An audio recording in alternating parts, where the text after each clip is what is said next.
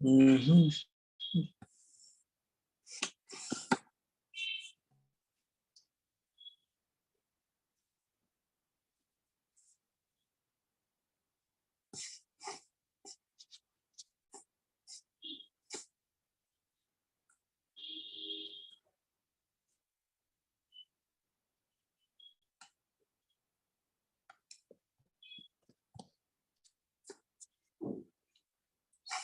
All of you, I was trying to look at yesterday's IITG paper. Day before yesterday there was exams, right? So I wanted to see whether we can answer some of those questions. Anyway, I tried to download the paper today and I'll show you tomorrow. Otherwise, we'll be investing time on that. I want you to know very clearly, no uncertain terms, that the weekend portion for JL 41 is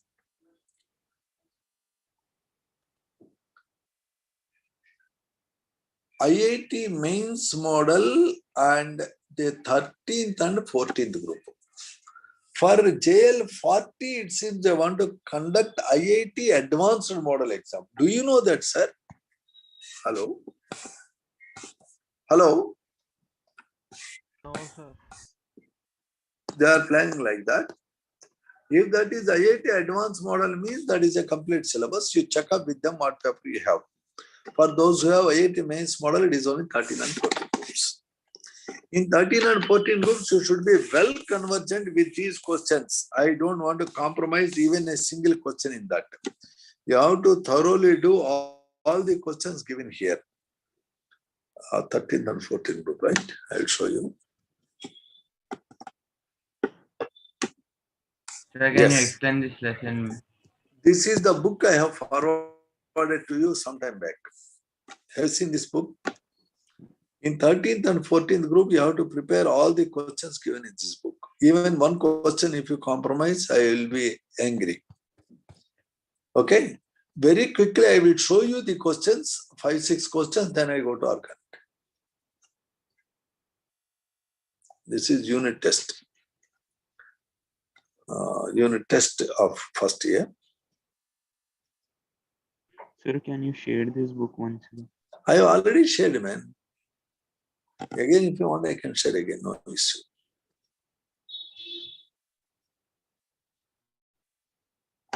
This is P block elements. This has a summary. You need to go through the summary. And these are the questions. Goldschmidt aluminothermy process. What is the reducing agent, sir? In aluminothermy process, aluminum is in the 30th group element. You take aluminum powder, react with iron oxide. Iron oxide plus aluminum will give Al2O3 plus iron metal. So much heat energy is produced that iron metal is in the liquid form. So in the container, in the bottom, there is a tap. In the container, you take a mixture of iron rust, iron oxide, and aluminum powder, and you ignite. If the reaction gives Al plus Fe2O3 gives Fe plus Al2O3. The molten iron, when you open the tap, comes out. The liquid iron which is coming out is used to fill cracks in railway tracks. What is that method called? Aluminothermy. Or Goldschmidt aluminothermy process. In this, what is the reducing agent? Aluminum powder. Perfect. Electronic configuration of 4 elements are given below, which element does not belong to the same family. These elements all have N-1 D10 NS2 configuration. That is, they are on the 12th group. And A is like that, B is like that. C is having a halogen, it's NS2NP5. And you see, obviously, C is a halogen element, atomic number 17, that is chlorine. In P block, you come across chlorine. In P block, there are in all 6 groups, 13th group, 14th group, 15th group, 16th group, and 17th group. 13th group is boron aluminum family. In that, there is a question about aluminum, question number 1. Now, question number 3 is about boron. All these elements of 13th group have NS2 NP1 configuration. They have 3 electrons. They can use all the 3 electrons for bonding. So common oxidation state is 3. Boron can make covalent compounds because that is having small atomic size, high electronegativity. Boron is making 3 bonds. Even boron can show -3 state. In Mg3b2, it is gaining 3 electrons. No other 13th group element can gain 3 electrons. Also, the common oxidation state is 3. The bottom element thallium would not show 3 state. It would show only +1 state. Why like that? Inert pair effect. Perfect. Third question, which of the following does not exist in free form? Which will not exist in B form? Boron trifluoride, boron trihydrate, boron trichloride, boron tribromide. Which will not exist, sir? BH3 would not exist as BH3. It exists as B2H6 diborane. In a diborane, a banana bond is formed between 2 boron atoms. 1 bond above, 1 bond below. Banana bond is a special 3-centered 2-electron bond. It is formed by overlap of sp3 hybrid orbital of 1 boron with 1 electron, sp3 hybrid orbital of another boron with no electron, and a hydrogen s orbital with 1 electron. Diborane has a strange structure, non-planar, non-linear. In fact, diborane has a formula B2H6. In B2H6, 2 borons and 4 hydrogens are flat. And remaining 2 hydrogens lie above and below the plane of borons. The hydrogens which are lying below and above the plane of 2 borons make banana bond. You studied about this, we already studied long back. In diborane, banana bond is formed between 2 borons and a hydrogen. It has 2 electrons and 3 centers. Do we know answer to this question number 4, sir? Hello? Option is. Notice in the formula of corundum is Al2O3 aluminum oxide. If the aluminum oxide has an impurity of chromium, it is called a stone, precious gem. Okay?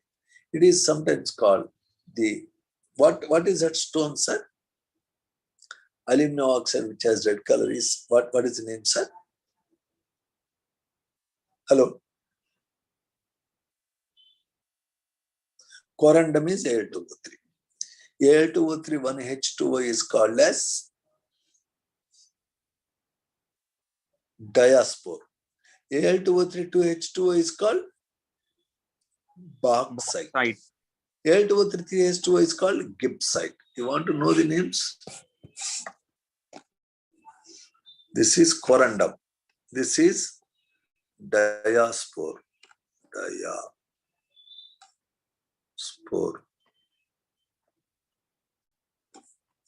This is called bauxite.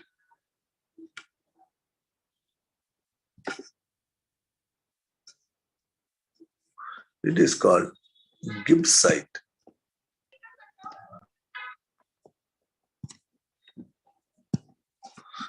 Okay, sir? Yes, sir. Now,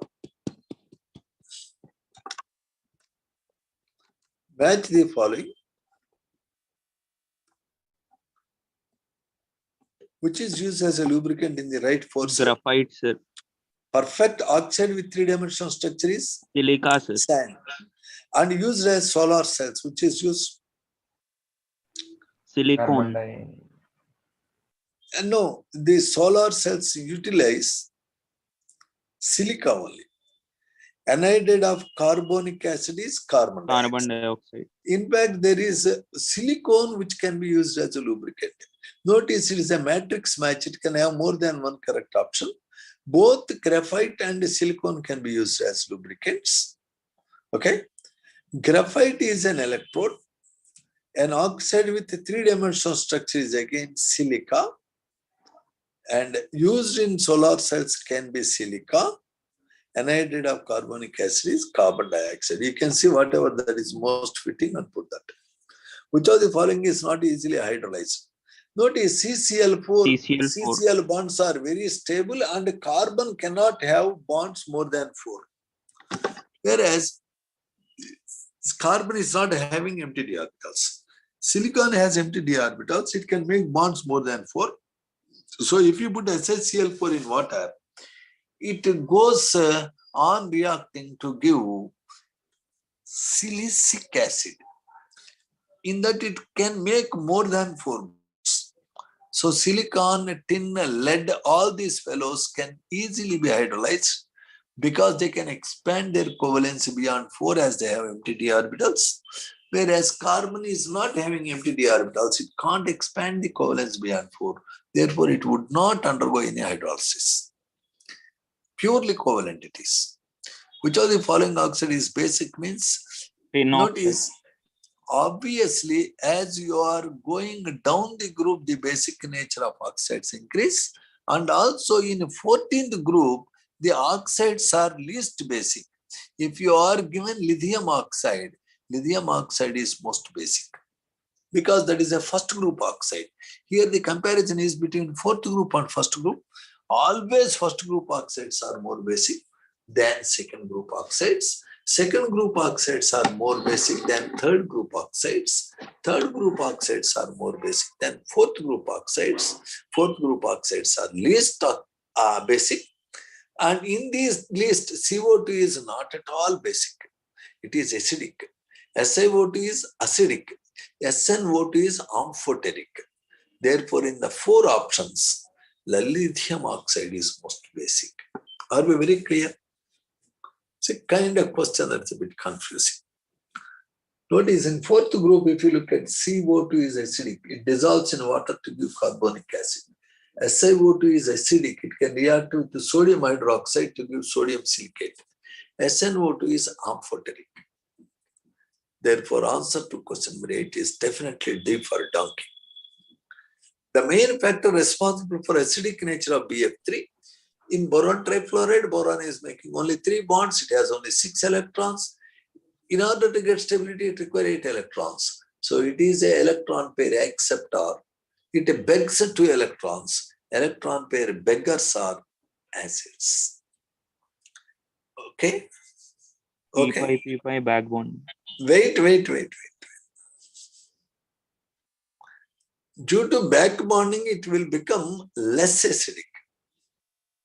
The question is why it is less acidic, they are not asking. They are asking why it is acidic.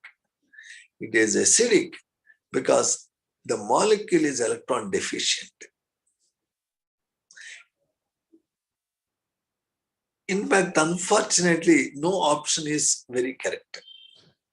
If they ask why it is less acidic, I can say it is due to back bonding. Can you see? BF3 is electron deficient, it is begging 2 electrons. If it begs, it is an acid. Its begging ability is lowered because fluorine wants to give away the electrons due to back bonding. Why fluorine wants to give away electrons means fluorine has 3 lone pairs and fluorine and boron are in the same period. The p-pi back bonding, where the electrons are flowing from fluorine to boron empty orbital, make BF3 less acidic when compared with BCl3, BBr3, BI3. If they ask me a question, the main factor responsible for less acidic nature of BF3, I would choose p-pi back bonding. But if they are asking me why BF3 is acidic, BF3 is acidic because boron is having only 6 electrons. It is electron deficient. It has empty p orbital into which electrons. So actually the question has no answer. Let us see what answer they gave. I think there is a printer's table. It is not going then. Okay, I have to stop it. Yes.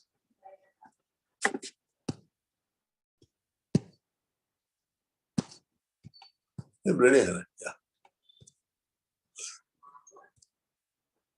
What is the question number, sir? 9, sir. P-pi back bonding is responsible for acidic nature of boron halide is wrong. The answer is p-pi back bonding makes BF3 less acidic. What makes DBF3 acidic is the electron deficiency and its ability to accept electron pair. So this question is wrong, answer is also wrong. Unfortunately, I'm sorry. Sometimes it happens. Okay? Yes, I sir. want to be very clear. Sir, any electron pair beggar is an acid, sir. Anybody is an electron pair beggar if it has less than 8 electrons on the central atom. BeCl2, BCl3, AlCl3, GSCl3, all these are Lewis acids. The main factor responsible for acidic nature of BF3 is its electron deficiency. Why it is less acidic means p-pi back bonding. Due to back bonding, that empty orbital is filled by electrons given by fluorine. Because it is partially filled, BF3 becomes less acidic than BCl3. In BCl3, back bonding will become weak because Cl atom is big and boron atom is small, so the flow is not good. In BBr3, Br is still very big and B is very small, so back bonding will decrease when you go from BF3 to BCl3 to BBr3 to Bi3. That makes Bi3 most acidic and that makes BF3 least acidic, but still it is acidic. Question number 10, which among the following has tendency to form covalent bonds? Which is Beryllium, sir. Beryllium. Just now I said BeCl2. In first group, lithium. In 13th group, boron. The first element of every group has greater tendency to form covalent compounds because they are more electronegative. Okay, sir? Like that, you take every question and try to answer them. You have to learn how many questions, sir? How many? How many? 45. 45. In addition to reading NCERT book line by line, almost you should by heart the NCERT 13 and 14 books. I gave a target of reading 10 pages for yesterday, 10 pages for today. After reading the 20 pages, you complete the P block and then you do these 45 questions. Also, you do exemplar problems. If you do that, then in inorganic chemistry, you get full score. See, getting score in inorganic is very easy. Getting score in organic is difficult. Stupid fellows. Are we very clear? Sir, can you explain this chapter again, sir? Why should I explain? Man, you have to read it yourself. I already done it 2 times. 13th group, you want me to revise means you are investing time on that. Should we stop organic and go to inorganic now? Hello? Hello? I am ready to do if you want that. I am very much ready. If all of you want, at least 50% of you want, I will revise 13, 14 book. Come on. No need, sir. You We'll give wait. me feedback in WhatsApp. All of you. If any 10 of you want also, I will do it. Once you revise If only it, sir. one fellow wants, Yes, sir. all of you give me WhatsApp. Okay? Yes, sir. Yes, sir. Seeing that, I will do it. I am ready Sir, to do it. want. I have no issue. Okay? Sir. But I want to give you an overall idea of the topic. Definitely, I want to give you an overall idea of the topic. All of you look at these ones. This is the lesson. We are going to that lesson once. It won't take long. Don't worry. We have a lot of time. We can revise it also. There is no problem. Absolutely, there is no problem. Don't worry. I am with you. Where is that book? Where is that man? Yeah, it's here. And where is the textbook? Yep. It is not an issue at all. See, the first page in the book, NCERT book, talks about how many groups are there in P block. It says there are 6 groups, 13 to 18. The group is important because it has all non-metals, few metalloids, and few metals. It means all categories of elements are there in P block. In P block, right extreme, you have neon, argon, krypton, xenon, radon, all are gases. You have germanium, silicon. These are metalloids. You have tin, lead, bismuth. These are metals. Lead, There are metals, there are non-metals, there are metalloids. Sir, carbon, is it a metal, metalloid or non-metal? Carbon, metal or metalloid? Hello? Non-metal. Sir, carbon is a typical non-metal. If you leave carbon charcoal on the ground, it will make a sound tup.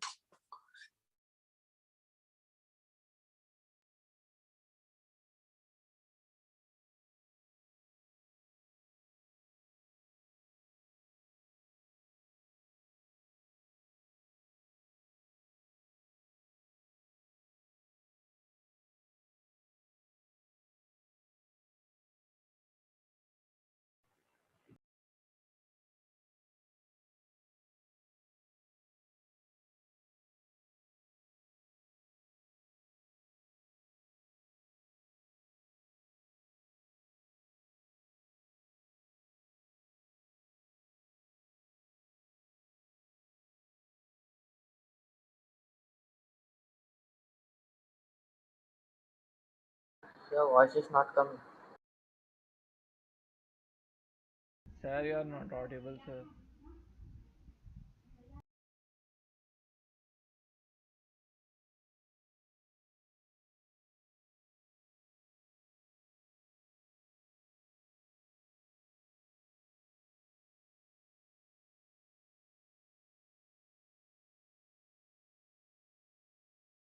Sir, you are not audible, sir.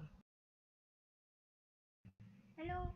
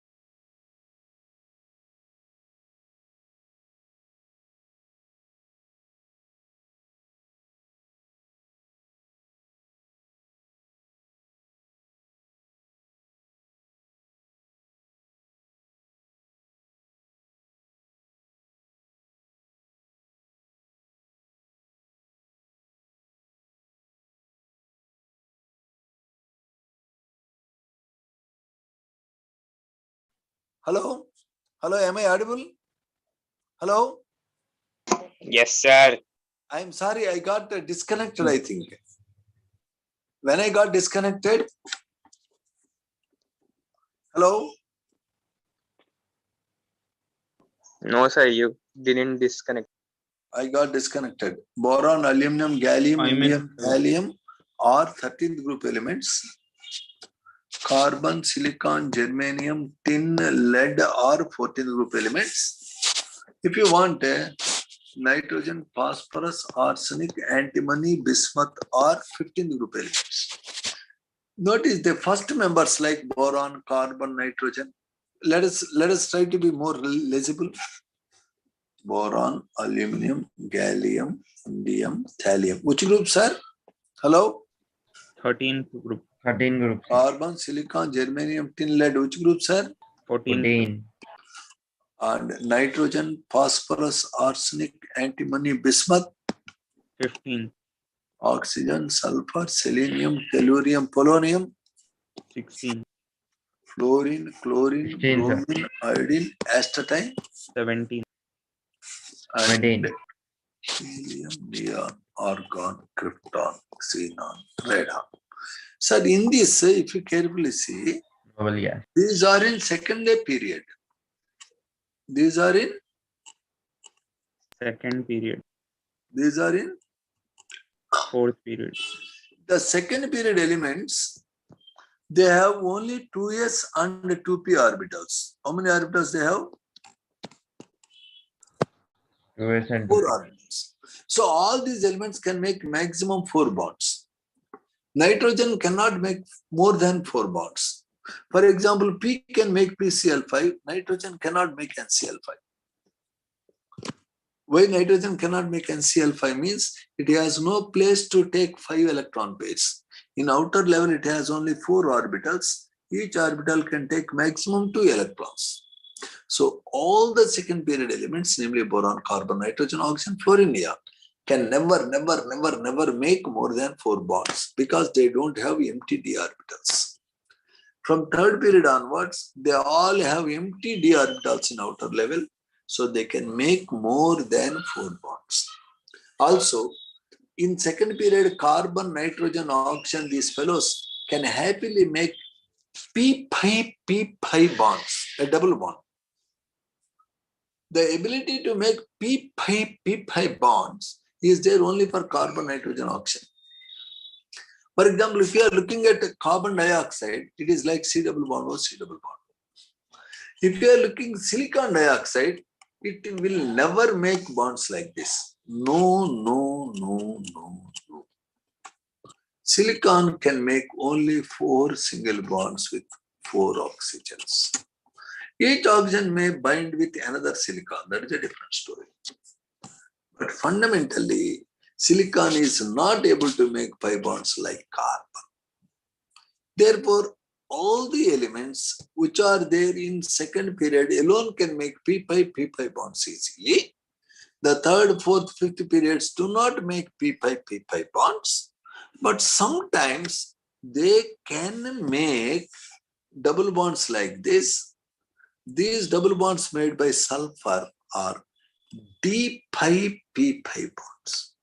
Are you very clear, sir? Hello? Hello? Yes, sir. For example, nitrogen can happily exist as N2 gas because nitrogen has the ability to make p-pi bonds with itself. Phosphorus can never make this. Sir, why are you comparing these two? Because they are Because in same group. nitrogen, phosphorus, arsenic, antimony, bismuth are in the same group. If you are in the same family, if you are extraordinarily intelligent and if your sister is doing very poorly in mathematics, people will say, a stupid girl, your brother is so intelligent, what nonsense you are doing. They compare. Family members are compared. So I am comparing all the P block elements because they are in the same block. In that block, I am comparing members of a family. I am saying that the first element has ability to make p-pi bonds. Second element is not having ability to make p-pi bonds. So phosphorus exists like this. Phosphorus need to make 3 bonds. So it will choose 3 different phosphorus atoms. This nitrogen is making 3 bonds with another nitrogen, their story ends. Here this P is making 3 bonds. And this fellow will make 3 bonds. And this fellow will make 3 bonds. So everybody is making 3 bonds with others. Can you see that? Hello? Yes, sir. Now this P4 has 4 lone pairs. Each phosphorus has a lone pair. And how many bonds it has? 5. How many bonds? Huh? 6.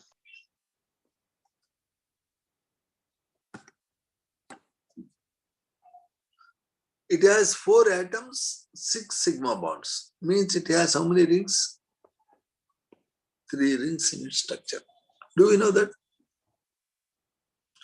In any molecule, if the number of bonds is equal to number of atoms minus 1, it is an open chain structure. For example, in PCl5, you have 5 bonds. So PCl5 is an open chain structure. It has no ring. If the number of bonds in any molecule is equal to number of atoms minus 1, it has no ring. If a compound like benzene, if you take, it has 12 atoms and there are 12 sigma bonds. It means it has 1 ring. If you take naphthalene-like molecule, its formula is C10H8. It has 18 atoms. But if you count the sigma bonds, it has 19 sigma bonds. If the number of sigma bonds is one more than the number of atoms, it has 2 rings. If anybody is having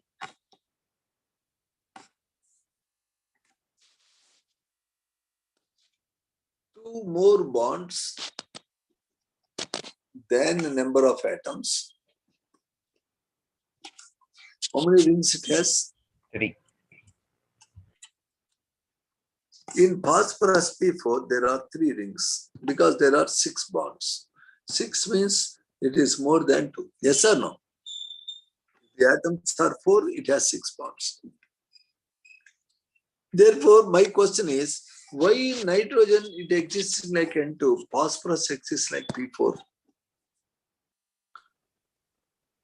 Why carbon dioxide is a gas like this, whereas silicon dioxide is a 3-dimensional network solid with very high melting point?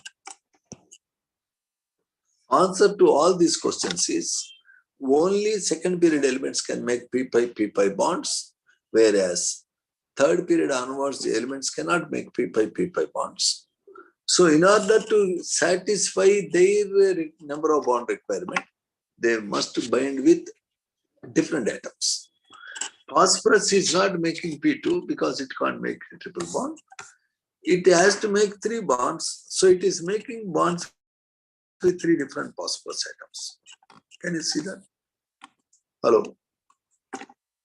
Yes, sir. Therefore, this is a question, why CO2 is a gas, SiO2 is a solid. Answer, CO2, carbon is making double bonds with oxygen. SiO2, silicon being a third period element cannot make p-pi bonds. So it makes 4 different bonds with 4 oxygens. And the sharing of oxygen makes a 3-dimensional network. Network materials are high melting solids. Why nitrogen is N2? It has having ability to make a triple bond. Why P is not existing as P2? Because it cannot make multiple bonds. It exists as P4 molecule. So that is a P block element question. Now, quickly we have to review the topic. We can't invest a lot of time on one particular idea. Therefore, we are looking at a bit quickly on this. A bit quickly, not very quickly. The first page it talks about what are the various groups present in P block. And down a group, the ability to use all the electrons for bonding will decrease. For example, carbon silicon family members have 4 electrons in outer level, NS2, NP2. Carbon uses all the 4 electrons to make 4 bonds in CH4, CCl4. When you go to the last element of the group, lead is not able to use all the 4 electrons for bonding. PbCl4, even if it makes, it is very unstable. Why it is unstable means the bottom element of a group cannot use its s electrons for bonding. The non-availability of s electrons in the outer level of big atom is called inert pair effect. In big atoms, outer s electrons penetrate deep into the atom. They are not available for bonding. Therefore, Pb makes only PbCl2. PbCl4 is very unstable. CCl4 is stable. The non-availability of valence 2 electrons for bonding makes the bottom element show a oxidation state 2 units less than the group valency. 13th group boron aluminum family, group valency is 3. Last element of 30th group thallium shows only +1. 14th group carbon silicon family, group valency is 4. Last element shows only +2. 15th group nitrogen phosphorus family, group valency is 5. Last element bismuth shows what valency?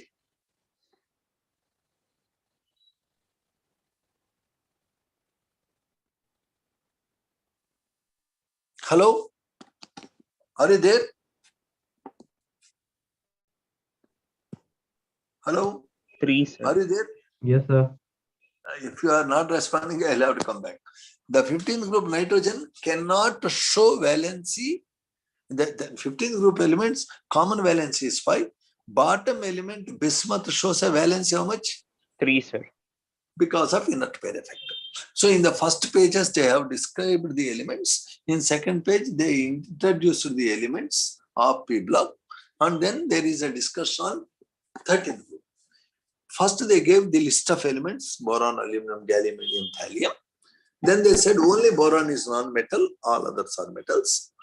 And their general properties are indicated, how they are varying.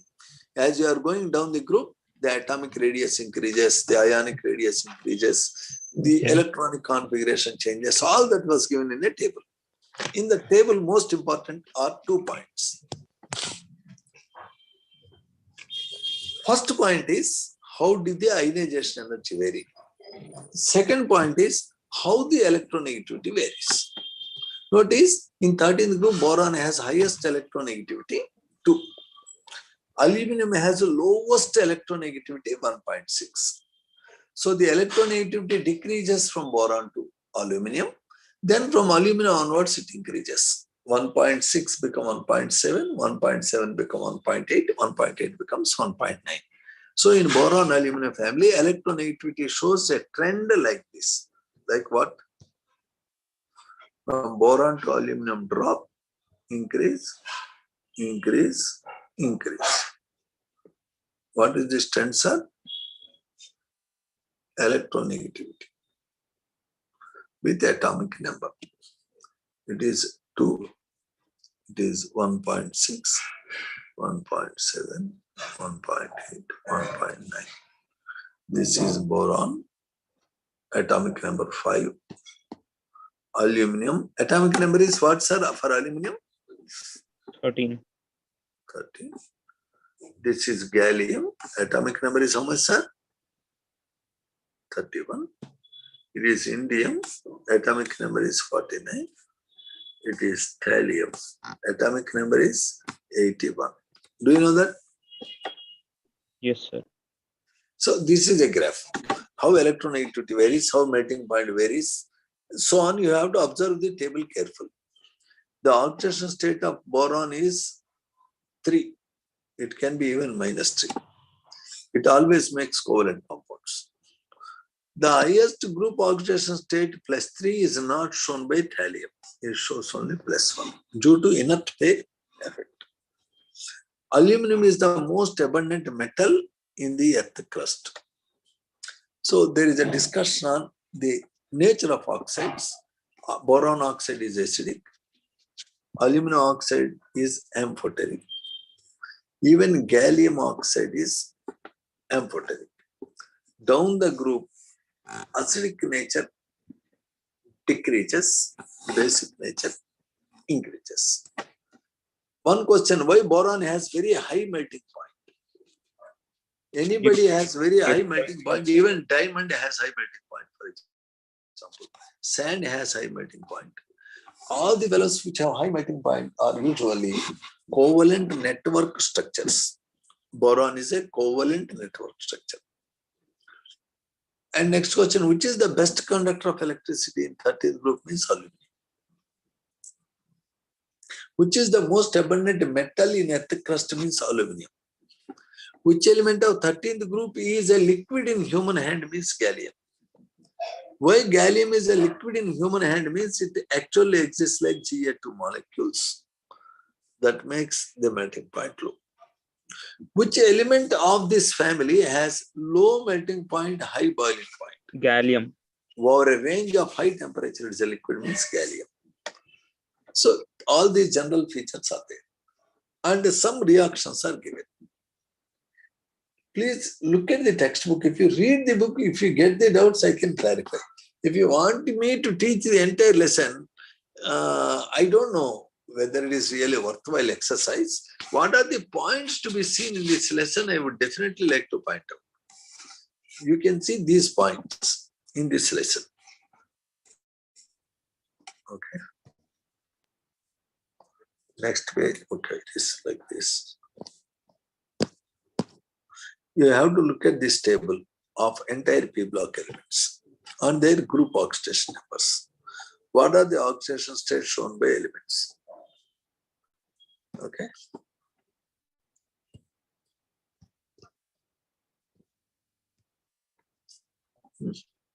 Why it is not going on, man? Now here you start the 13 group elements. How atomic radii vary increases down the group. Ionization energies show a bit discrepancy in this family. When I move the book this side, you are getting a different book.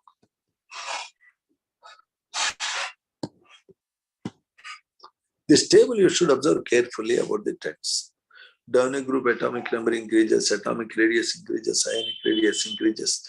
In electronic configuration, boron 2s2 2p1, inside only 2 electrons. Aluminum 3s2 3p1, inside 8 electrons. Gallium 4s2 4p1, inside 18 electrons. Thallium 6s2 6p1, inside there are 18 electrons. Also it has 4f electrons. All they are differing in the way electrons are arranged inside. So the core electronic arrangement brings a difference in their properties. Hello, are you there? Hello? Yes, sir. So please observe the table. Especially look at the values of density, it increases down. Element with highest density is bottom element. Lowest density is boron.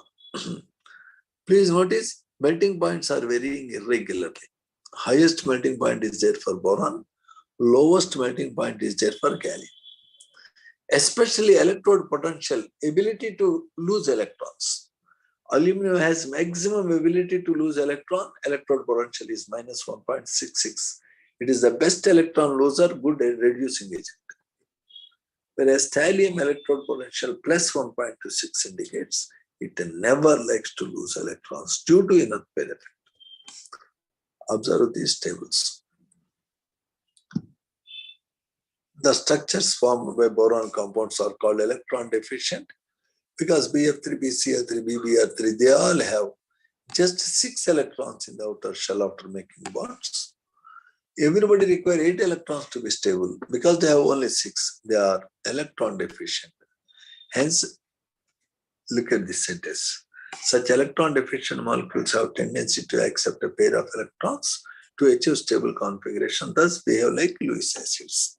Why 13 group elements act as Lewis acids means because they accept electron pairs. In that, BF3 is relatively less acidic because of the program called back bond. BCl3 most easily accepts lone pair of electrons because in BCl3 there is less back bond. AlCl3 is getting stability because 2 molecules combine together to give Al to Cl6. It is dimer, because of which it is more stable. Read the content. How do they react with A? Notice amorphous boron reacts with A to give B2O3. Aluminum metal on heating in air gives A2O3.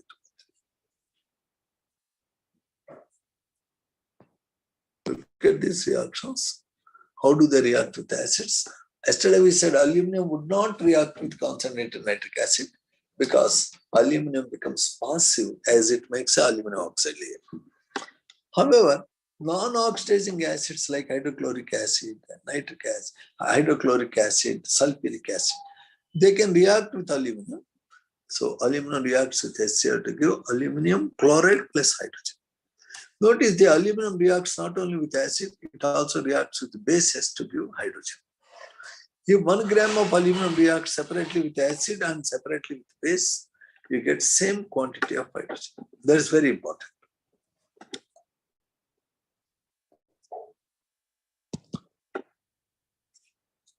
Aluminum, boron, etc. react with halogens to give AlCl3, BCl3, etc. Trihalides. The trihalides are Lewis acids.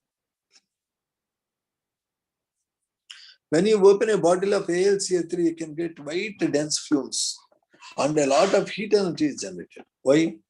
Because AlCl3 is a covalent compound that readily reacts with moisture to give aluminum hydroxide and HCl gas. This HCl gas causes white fumes. Always the first member behaves differently from the rest. That is called anomalous behavior. Why it is showing so is discussed here. Notice that BF3 is an acid, it binds to electrons. Ammonia is a base that can donate 2 electrons. So ammonia and BF3 can combine together to give an addition product. Addition product is called adduct. Adduct means addition product. There is a IITG question in this. The hybridized state of boron before making a dative bond in BF3 is sp2. The hybridized state of nitrogen and ammonia is sp3.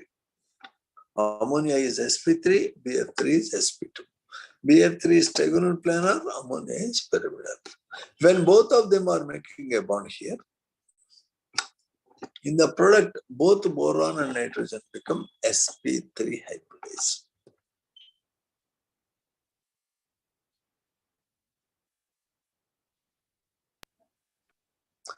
I wanted all of you to practice the structure of borax. Structure of borax is not given in the textbook, only they gave formula. I want you to investigate using your net. How many BOB bonds it has? What happens when borax is heated is an important question. Borax is a white solid that is used in making antifungal agents. When borax is heated, it loses water to give sodium metaborate. That on further heating gives boric anhydride. Should practice it. Mainly metaborates are used to give shine in washing powders. The metaborates are also useful in what is called borax bed test. In borax bed test, cobalt oxide when heated in borax gives a blue color. It is very, very important to know what is boric acid. It is a white powder used as a carom board powder. It is a mild antiseptic. The solution of boric acid can be used to wash ice. Generally, by reacting naturally occurring borax with the hydrochloric acid, we make boric acid. But in Visakhapatnam, boric acid is available freely in the earth. Practice the structure of boric acid. Look at what happens when boric acid is heated. What temperature, what change. Boric acid is a solid at room temperature because of extensive hydrogen bonding. How to make diborane? How the diborane is reacting with the different things like oxygen, like carbon monoxide, like ammonia, you should know. B3N3H6 is very important, called inorganic benzene. It is having same structure, same number of electrons as benzene has. Learn how it is prepared. The structure of diborane practice. Practice as many times as possible.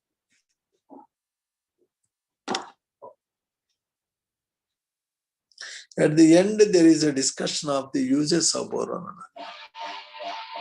At least you complete up to boron today at the 13th group. Tomorrow you can do 14th group. Do those 45 questions, that is preparation for weekend exam.